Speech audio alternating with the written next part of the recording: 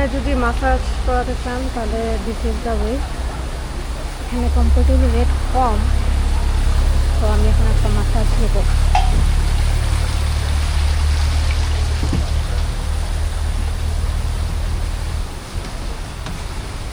এখানে সবাই ভিডিও করতে থাকে, সবাই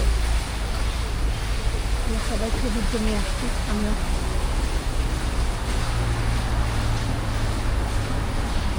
ফুট মাসাজ উপরে যাচ্ছি, আগে ক্যাফেতে কি আছে তো দেখতে।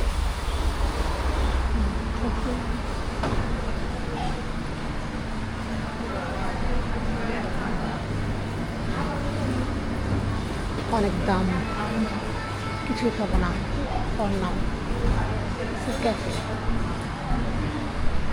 আমি ফুট মাসাজ দিতে এসেছি, তো ওখানে জুতা খুললে ওদের স্যান্ডেল পরতে হয়।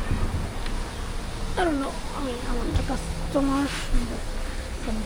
করলাম।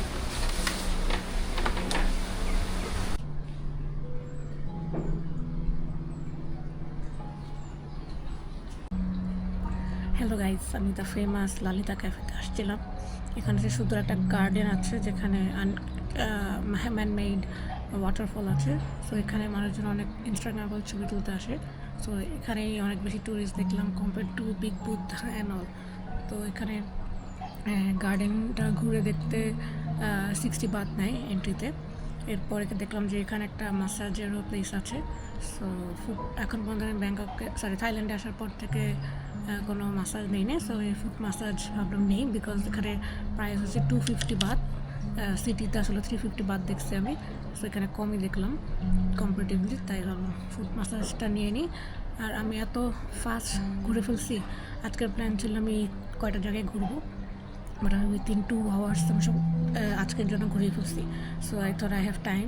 সো 1 ঘন্টা মাসাজ নিয়ে দেন কালকে যে জায়গাগুলো ঘোরার কথা ছিল আমি ওই জায়গাগুলোতেও যাব।